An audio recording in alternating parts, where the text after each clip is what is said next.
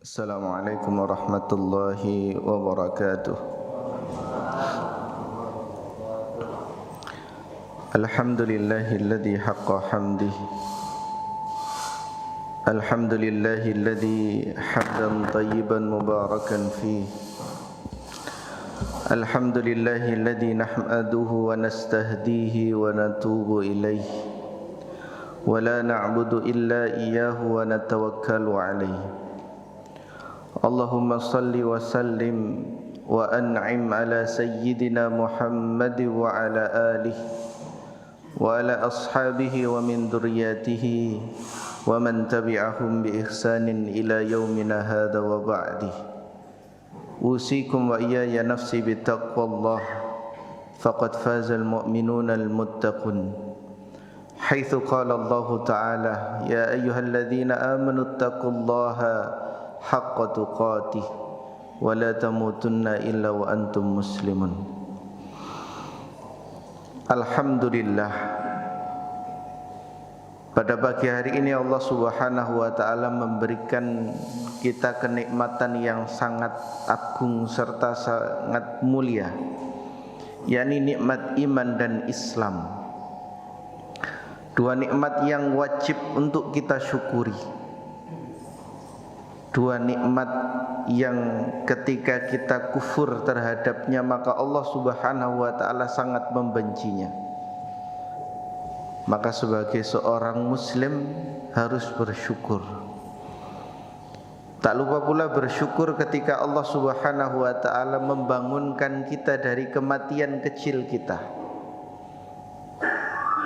Maka doa bangun tidur itu alhamdulillahilladzi ahyana ba'dama amatana. Dibangunkan setelah kematianku. Kedua kalinya salawat serta salam marilah kita aturkan kepada Nabi kita Muhammad sallallahu alaihi wasallam, seorang nabi terakhir yang Allah Subhanahu wa taala utus menjadi panutan bagi kehidupan kita. Ketika kita berbeda dengan orang satu masjid ini, di dalam praktek beribadah itu tidak akan dimintai pertanggungjawaban oleh Allah Subhanahu wa taala. Akan tetapi jika amal ibadah kita dari salat kita, puasa kita, zikir kita berbeda dengan apa yang dilakukan oleh satu orang bernama Muhammad sallallahu alaihi wasallam, sungguh ibadah kita tidak akan diterima di sisi Allah Subhanahu wa taala. Karena Allah Subhanahu wa taala menjadikan Rasulullah sallallahu alaihi wasallam dihadirkan sebagai seorang qudwah, sebagai seorang uswah, atau sebagai seorang teladan bagi kehidupan kita. Maka mari kita membiasakan diri kita untuk mempelajari sirahnya, mempelajari sunnah-sunnahnya, mempelajari bagaimana kehidupan Rasulullah sallallahu alaihi wasallam agar kita benar menjadi seorang hamba yang dicintai oleh Allah Subhanahu wa taala. Bapak-bapak dan ibu-ibu yang dimuliakan oleh Allah Subhanahu wa taala, alhamdulillah di pagi hari ini mudah-mudahan kita termasuk dari orang-orang yang diberikan berkah oleh Allah Subhanahu wa taala. Sebagaimana sabda Rasulullah sallallahu alaihi wasallam, beliau senantiasa berdoa di waktu pagi untuk umatnya, Allahumma barik li ummati fi bukuriha. Ya Allah, berikanlah berkah kepada umatku di waktu paginya.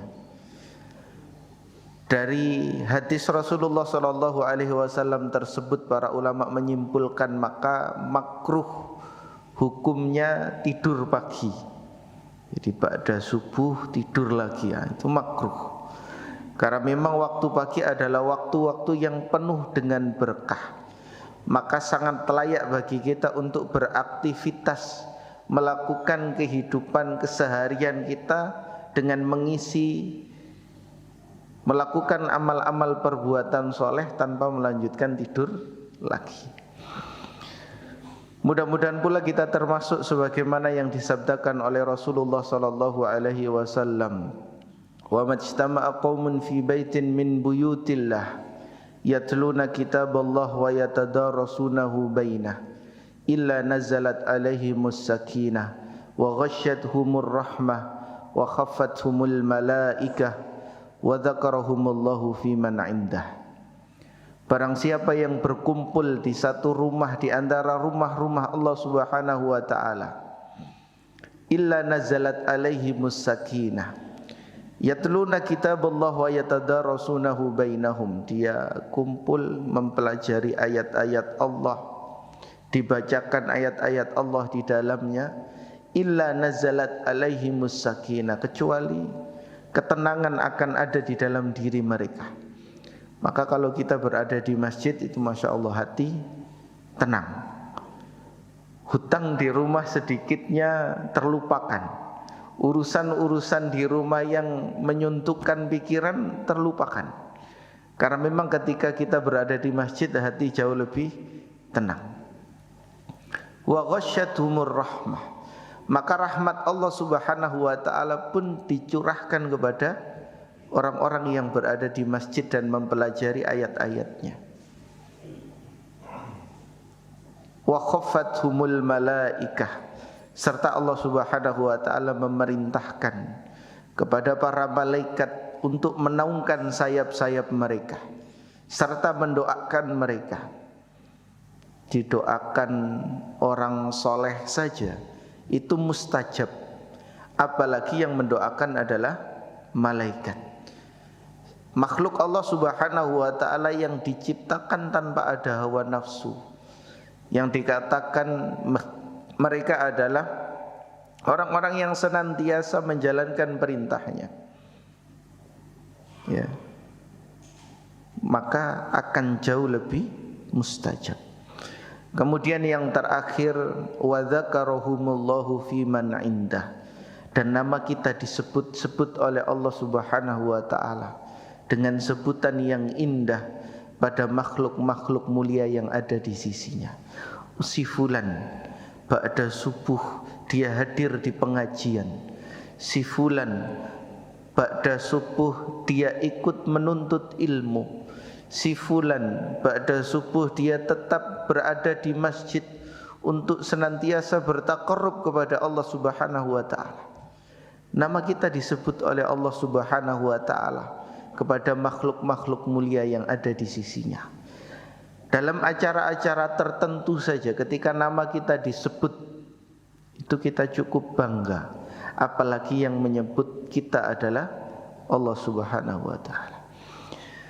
Jamaah salat subuh yang dimuliakan oleh Allah Subhanahu wa taala, saya awali dari perkataan Ammar bin Yasir. Tapi sebelum saya sampaikan perkataan Ammar bin Yasir, hendaknya kita mengetahui terlebih dahulu siapa Ammar bin Yasir. Ammar bin Yasir adalah seorang pemuda. Beliau termasuk as-sabiqunal awwalun, orang yang pertama kali masuk Islam. Beliau adalah anak dari Yasir bin Amir. Ya, Yasir bin Amir. Ibunya bernama Sumayyah.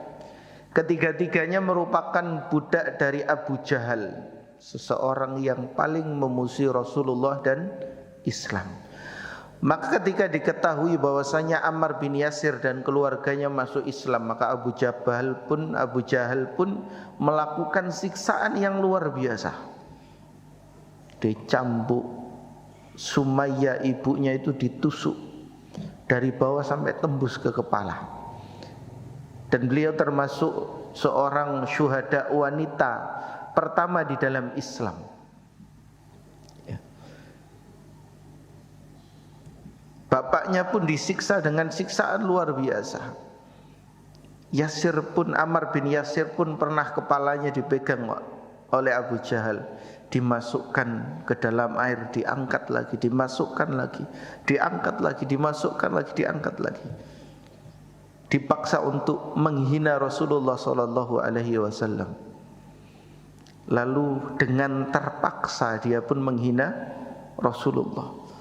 Setelah dilepaskan dia pun lari bertemu Rasulullah, meminta maaf di hadapan Rasulullah.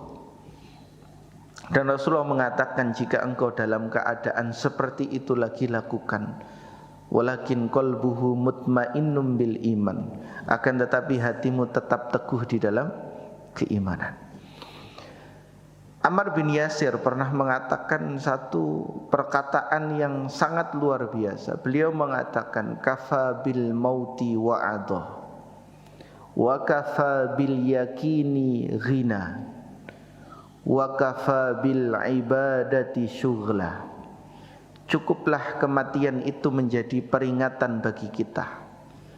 Cukuplah keyakinan, keimanan dan keislaman yang kita miliki itu sebagai kekayaan bagi kita. Wa kafa bil ibadati sughlan, dan cukuplah ibadah-ibadah yang Allah Subhanahu wa taala perintahkan, baik itu yang wajibkah ataupun yang sunnahkah, itu menjadi sebuah kesibukan bagi kita.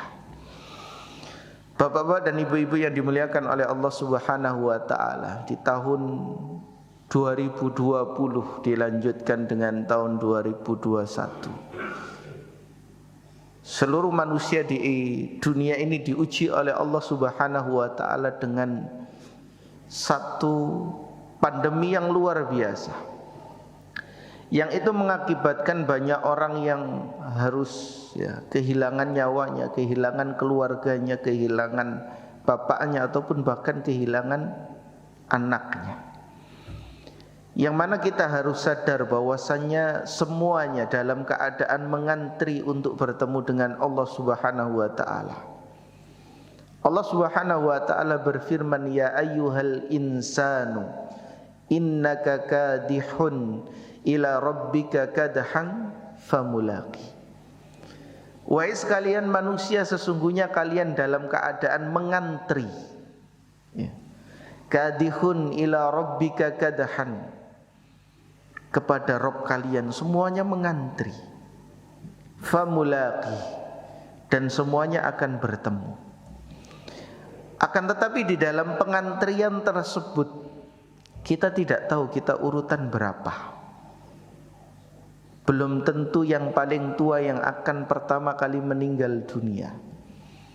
Belum tentu yang sakit sakaratul maut adalah orang yang pertama kali meninggal dunia. Belum tentu orang yang kemudian sakit parah terbaring di rumah sakit, dia yang pertama kali meninggal dunia. Belum tentu. Bisa jadi anak yang baru dilahirkan pun akan meninggal dunia. Bisa jadi orang-orang yang terlihat sehat dan kuat pun meninggal dunia. Karena memang Allah Subhanahu wa ta'ala menjadikan kematian ini sebagai sesuatu yang gaib bagi seluruh manusia, agar kita memang persiapan sejak awal, sebagaimana di dalam surat Al-Mulk, liyabluwakum ayyukum ahsanu amal. Sebagai bentuk ujian dilihat oleh Allah Subhanahu wa ta'ala, siapakah amalan dari orang-orang manusia-manusia tersebut memiliki amalan-amalan yang terbaik. Maka dari keghaiban kematian tersebut ini menjadi satu peringatan yang sangat luar biasa bagi kita. Seyogyanya bagi seorang manusia itu senantiasa persiapan untuk matinya. Persiapan agar dia bisa mati dalam keadaan husnul khotimah. Persiapan agar dia bisa mati dalam keadaan bertemu dengan Allah dalam keadaan terbaiknya. Kalau para sahabat itu, mereka melihat kematian itu sebagai sesuatu peringatan yang luar biasa. Maka dibandingkan tausiah kita ikuti sekali, 2 kali, 3 kali, mungkin sampai 10 kali, itu hanya sedikit pengingat yang masuk, dibandingkan ketika kita lihat orang yang sakaratul maut kemudian meninggal di depan mata kita. Itu satu pengingat yang luar biasa. Iman seseorang akan langsung naik ketika dia lihat orang sakaratul maut. Karena dia akan sadar bahwasanya oh iya, saya hanya dalam keadaan mengantri menunggu giliran kapan saya dipanggil oleh Allah Subhanahu wa taala. Maka kemudian setelah dia melihat kematian yang berada di depan matanya, dia akan senantiasa persiapan. Dia akan senantiasa mendekatkan diri dia kepada Allah Subhanahu wa taala. Wa kafa bil mauti wa'ata. Maka itulah kematian akan senantiasa menjadi pengingat bagi kita.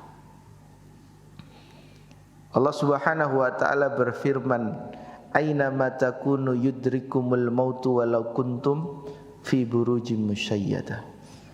Kematian akan senantiasa mendatangi kita walaupun kemudian kita berada di benteng yang sangat kokoh. Kalau sudah waktunya meninggal ya meninggal.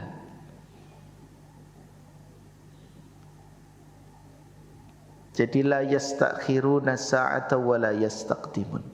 Kematian itu tidak bisa dimajukan sejenak atau dimundurkan sesaat. Tidak bisa.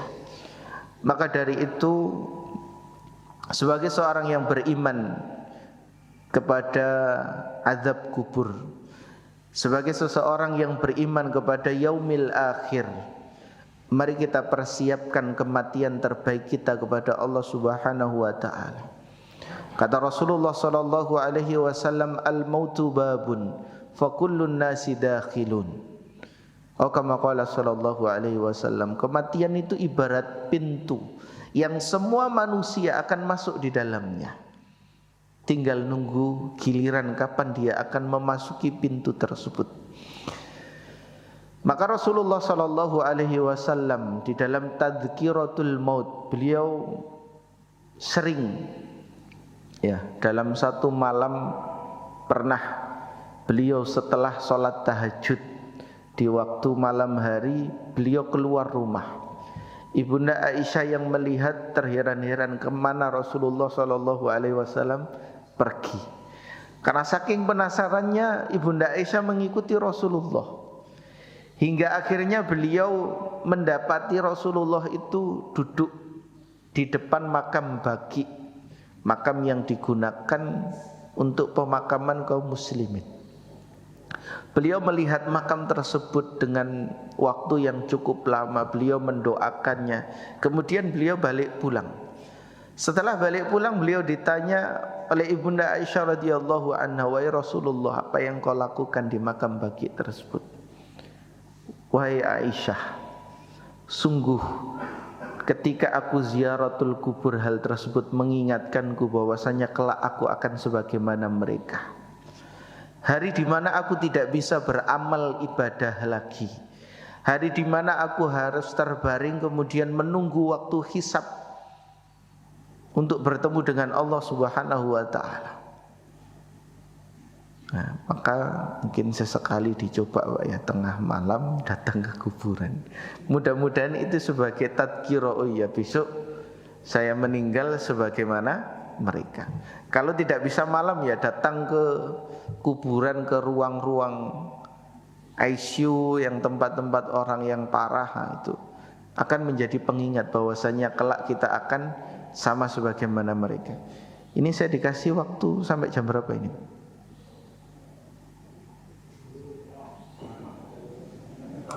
Sampai duhur kah? Sekarang jam 5:03. Ini sampai jam berapa? 5:30? Ya. Sampai syuruk. Kemudian yang kedua, perkataan Ammar bin Yasir adalah kafa bil yakini ghinan. Cukuplah keyakinan itu sebagai kekayaan bagi kita. Berapa banyak orang hari ini yang mereka merasa miskin karena memang sudut pandang mereka adalah harta. Sudut pandang mereka adalah tentang kekayaan. Padahal harus kita sadari ketika Allah Subhanahu wa taala sudah memberikan keimanan, sudah memberikan keislaman yang ada di dalam hati kita, ini adalah kekayaan yang luar biasa. Karena ketika seseorang mengatakan la ilaha illallah, dia sudah mendapatkan pintu jannah. Maka harus sebagai seorang muslim itu harus bahagia, karena dia memiliki kunci jannah. Ada yang memiliki kunci neraka, Pak? Tidak ada. Maka kita harus bersyukur, kita harus optimis, karena kita memiliki kunci jannah. Karena miftahul jannah itu qaulu la ilaha illallah. Cukup mengucapkan kalimat la ilaha illallah. Maka Rasulullah sallallahu alaihi wasallam bersabda, kullu ummati dakhalal jannah illa man abah. Qalu ya Rasulullah wa man ya'bah? Qala faman ata'ani dakhalal jannah wa man asani faqad abah. Kata Rasulullah sallallahu alaihi wasallam, seluruh umatku itu berpotensi besar untuk masuk ke dalam jannah, kecuali orang-orang yang tidak mau. Para sahabat heran, wahai Rasulullah, adakah orang-orang yang tidak mau masuk jannah? Lalu Rasulullah sallallahu alaihi wasallam melanjutkan, kullu ummati dakhalal faman asani faqad abah. Jadi sesungguhnya umatku akan masuk jannah kecuali orang-orang yang tidak mau. Jadi yang tidak mau adalah faman ata'ani dakhalal jannah. Barang siapa yang taat kepadaku, dia akan masuk jannah. Faman asani faqad abah. Dan barang siapa yang bermaksiat kepadaku, dia berpotensi sebagai orang yang tidak mau masuk jannah.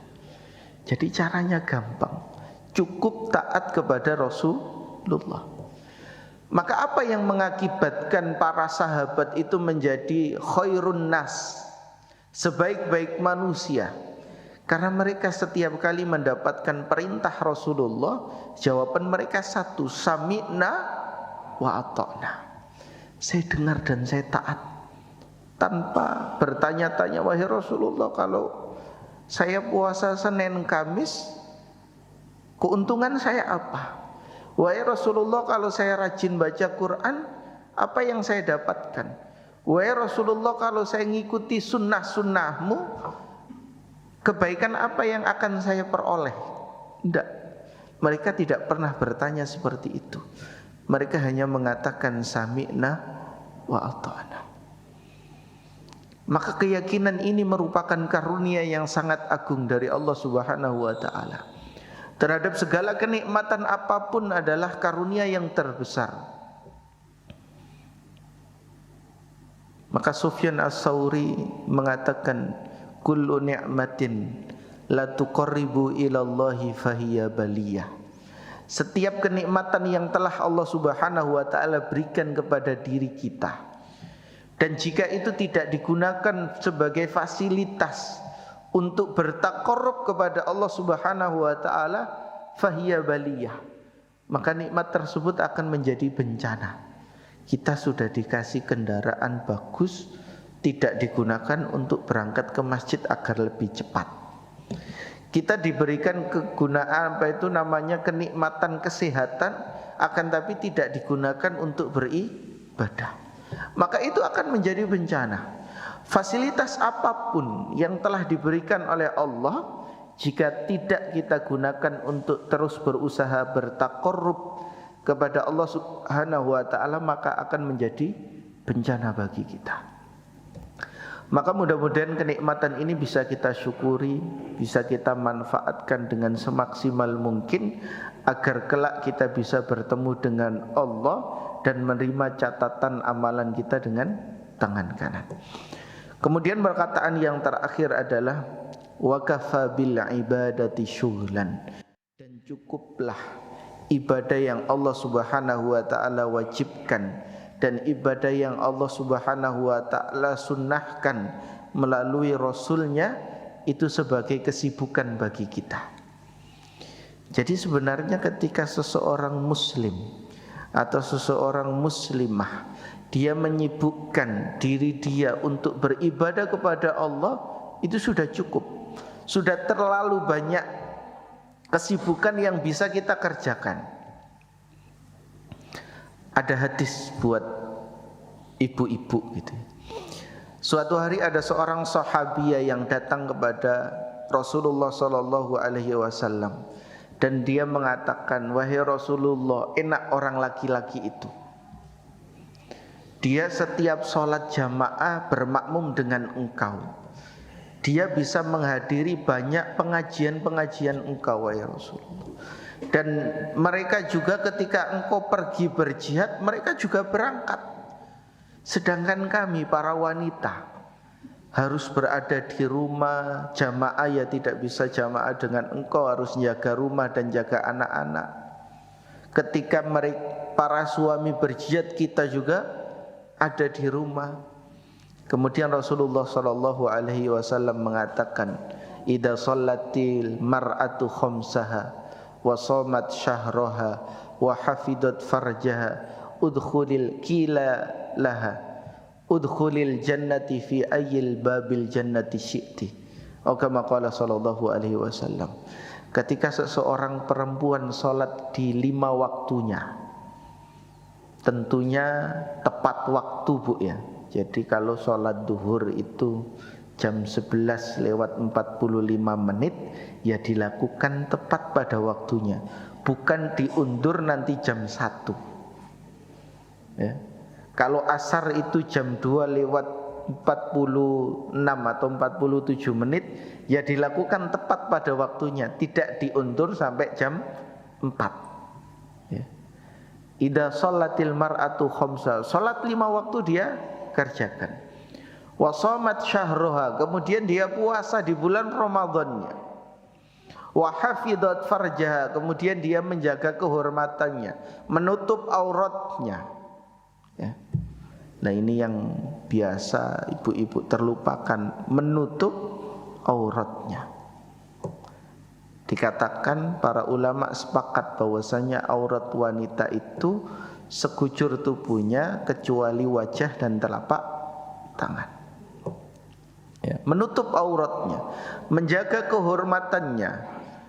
Maka ketika suami pergi, seorang istri yang harus menjaga rumahnya, menjaga kehormatannya, dia tidak memasukkan orang lain atas izin suaminya. Kalau tidak ada istrinya, tidak boleh ada tamu yang masuk. Itu seorang istri yang menjaga kehormatannya. Kata Rasulullah, ketika seorang wanita itu sudah sholat tepat 5 waktu, sudah puasa Ramadan, sudah menjaga kehormatan, kata Rasulullah, udkhulil jannati fi ayyil babil jannati syi'ti. Silakan masuk ke pintu jannah kemanapun yang kalian pilih ya. Jadi sebenarnya tugas wanita itu simpel, cukup sholat 5 waktu, cukup puasa Ramadan, dan cukup menjaga auratnya. Sudah disuruh milih mau pintu jannah mana saja. Wah, ya Allah, aku mau masuk pintu jannah Firdaus, silakan. Asalkan 3 hal ini sudah bisa disempurnakan. Itu untuk para wanita. Kesibukan yang dilakukan adalah kesibukan dengan nilai ibadah kepada Allah Subhanahu wa ta'ala. Kemudian kesibukan harian yang harus kita lakukan. Rasulullah sallallahu alaihi wasallam mengajarkan banyak praktek ibadah yang luar biasa.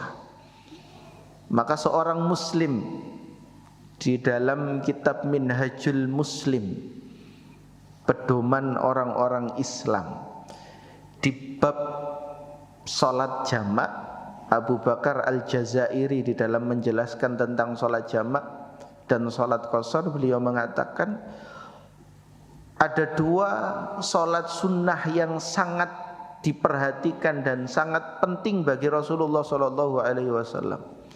Yang pertama adalah salat witir, dan yang kedua adalah salat sunnah sebelum subuh. Jadi kalau Rasulullah safar, itu salatnya diqashar dan terkadang juga dijamak. Akan tetapi beliau itu kalau sudah mengqashar sholat, berarti sholat sunnah qobliyah ba'diyah ditinggalkan, kecuali 2 sholat sunnah ini, sholat sunnah witir dan sholat sunnah sebelum subuh. Maka Imam Ahmad bin Hambal mengatakan, barang siapa yang sengaja meninggalkan sholat witir selama 3 hari berturut-turut, maka dia termasuk orang zindik. Zindik itu munafik yang terang-terangan. Maka bangunnya itu jangan pas adzan subuh, bangunnya itu sebelum subuh. Kita sempatkanlah sholat 3 rakaat atau sholat 1 rakaat saja, witir saja, tidak masalah. Maka ada 2 praktek menjalankan sholat qiyam lail, dan ini dipraktekkan oleh 2 sahabat terbaik di sisi Rasulullah SAW. Yang pertama adalah Abu Bakar As-Siddiq. Ketika ditanya oleh Rasulullah, wahai Abu Bakar, bagaimana engkau menjaga sholat malammu? Lalu Abu Bakar menjawab, wahai Rasulullah, saya adalah orang yang lemah. Kalau saya kecapean itu tidur malamnya nyenyak, sehingga susah bangun. Maka ketika saya dalam posisi capek yang nanti saya perkirakan malam tidak bisa bangun, saya lakukan sholat tahajud atau sholat qiyamul lail sebelum tidur. Ya, jadi sholat qiyamul lail itu boleh dilakukan sebelum tidur, karena khawatir mungkin nanti malam tidak kebangun. Dan kemudian Umar bin Khattab ditanya, wahai Umar, kalau engkau bagaimana? Kata Umar bin Khattab, wahai Rasulullah, alhamdulillah, Allah memberikan keistimewaan kepada saya, dan Allah memberikan karunia agar saya senantiasa terbangun di waktu 1/3 malam, dan saya kerjakan sholat qiyamul lail di 1/3 malam. Ya, karena memang qiyamul lail itu da'bus sholihin, kebiasaan orang-orang soleh. Jadi agar kita terbiasa menjadi orang soleh, maka lakukan sholat qiyamul lail. Ini bangun tidur langsung kita sibukkan dengan ibadah.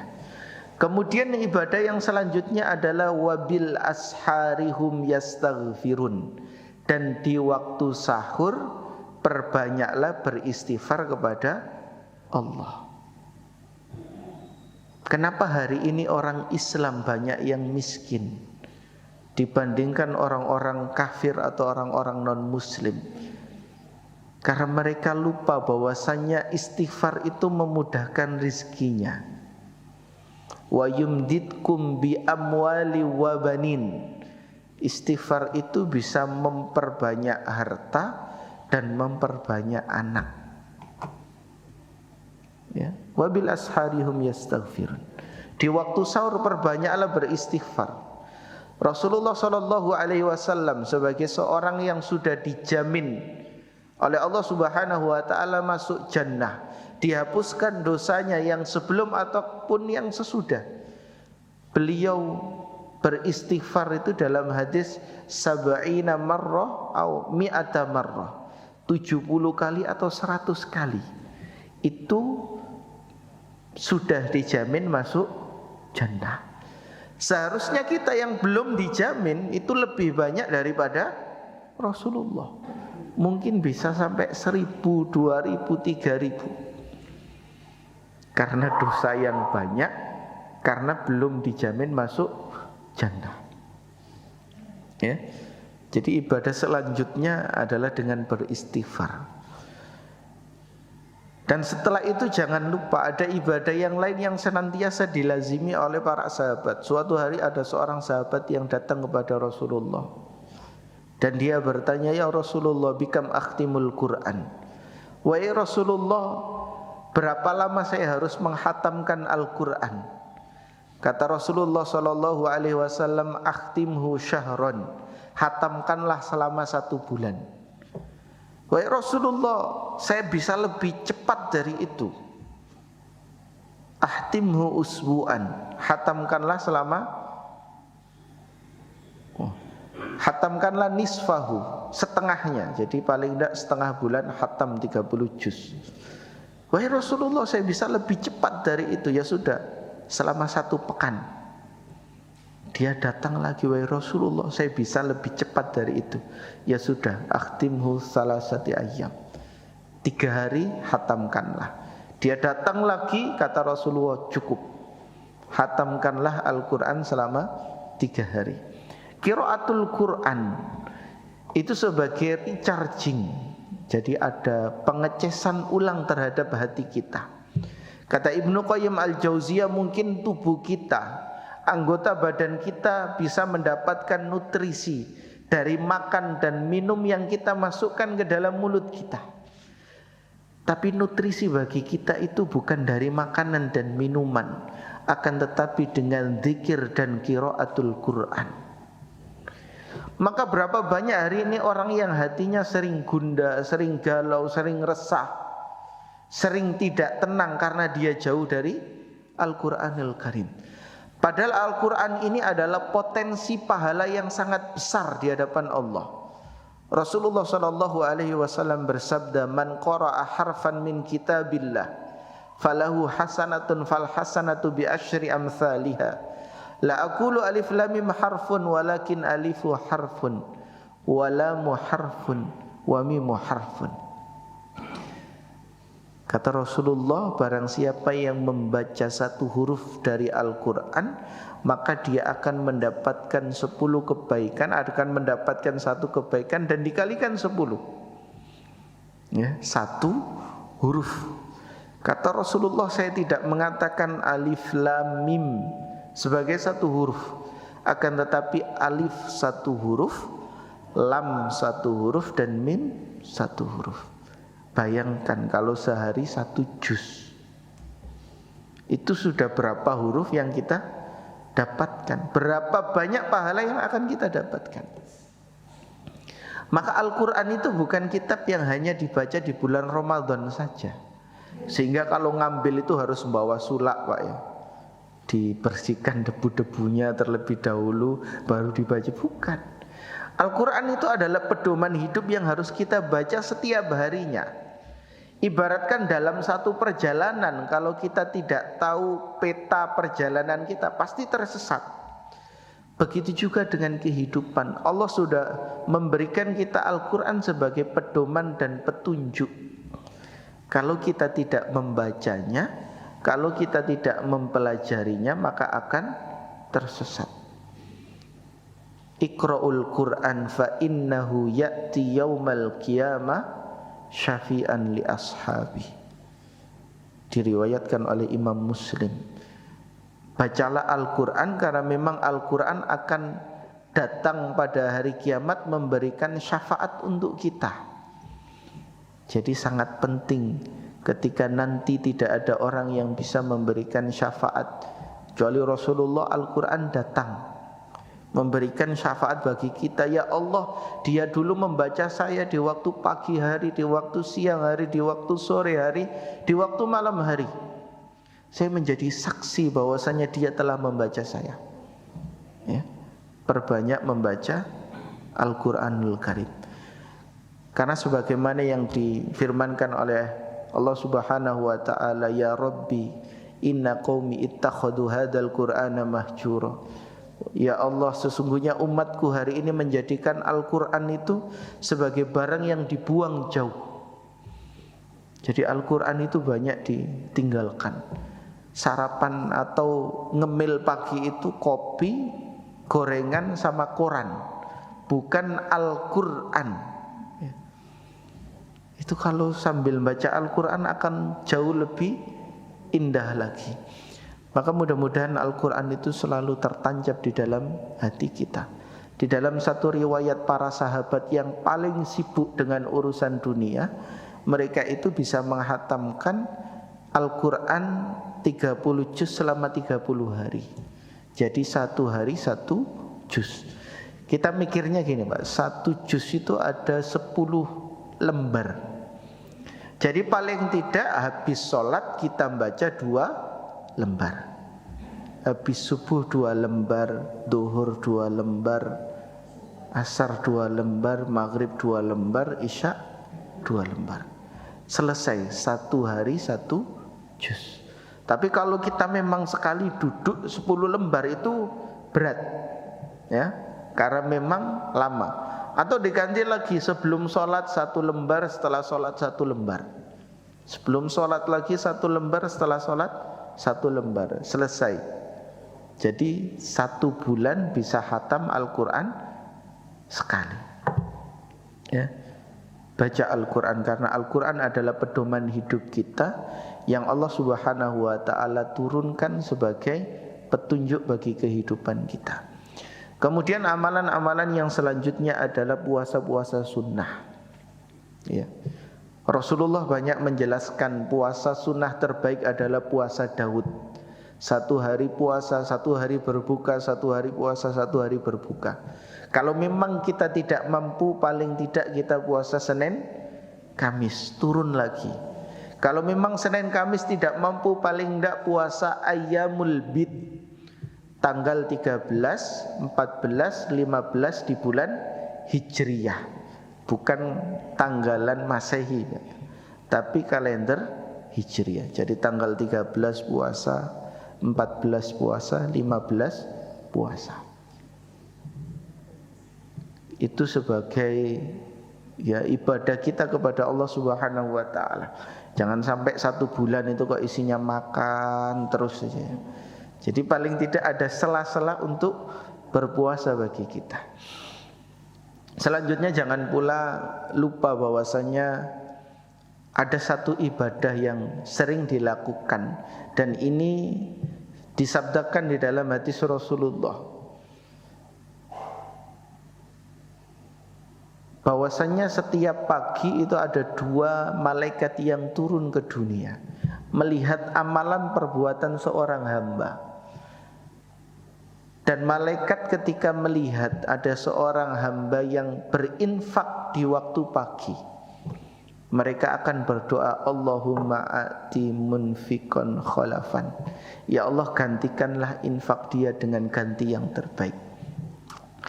Dan ketika ada orang yang tidak berinfak di waktu paginya, para malaikat pun mengatakan, Allahumma a'ti mumsikan talafan, ya Allah, berikan bencana bagi orang yang menahan hartanya untuk berinfak di pagi hari.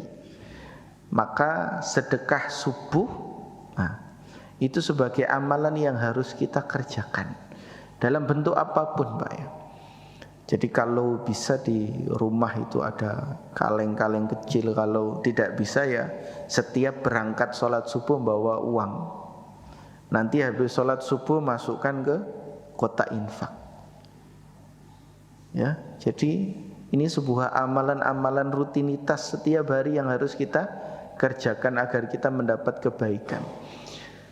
Kemudian yang terakhir adalah zikir pagi dan sore. Ya, ada zikir-zikir yang yang Rasulullah SAW ajarkan agar senantiasa kita ucapkan sebada sholat subuh dan sebada sholat asar. Itu sebagai benteng bagi diri kita, agar kita tidak mudah tergoda oleh syaitan, agar kita tidak termudah untuk menjalankan kemaksiatan. Jadi ada banyak zikirnya.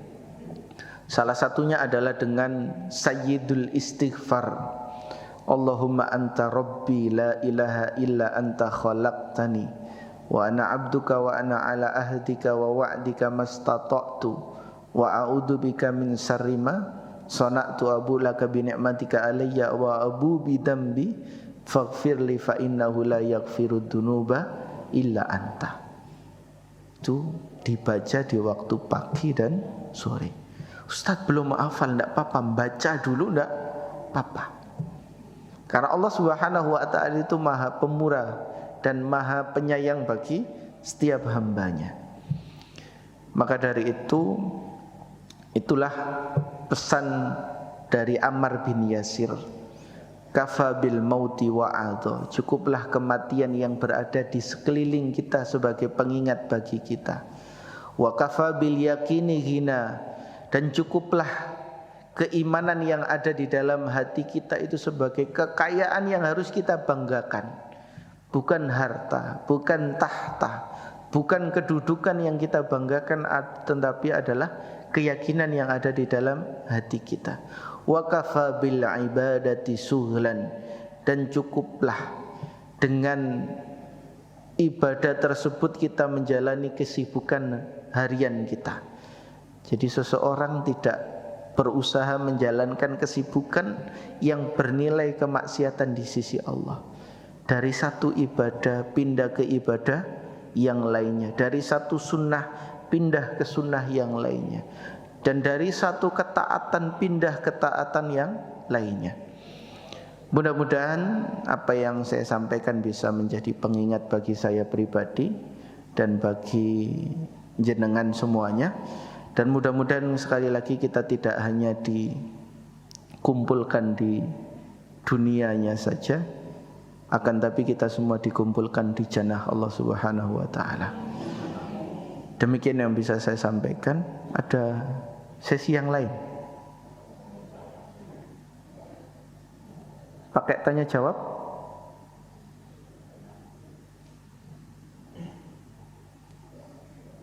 Atau ada yang bertanya Pak, sebelum saya tutup? Kalau tidak ada jangan dipaksakan Pak. Silakan. Tidak ada, sudah paham semua berarti alhamdulillah. Tidak ada? Tidak ada ya? Ayo. Jazakumullahu khairan katsira. Kita tutup dengan bacaan hamdalah, alhamdulillahirabbil alamin, dan doa kafaratul majlis. Subhanakallahumma wa bihamdika asyhadu an la ilaha illa anta astaghfiruka wa atubu ilaik. Wal akhir assalamualaikum warahmatullahi wabarakatuh.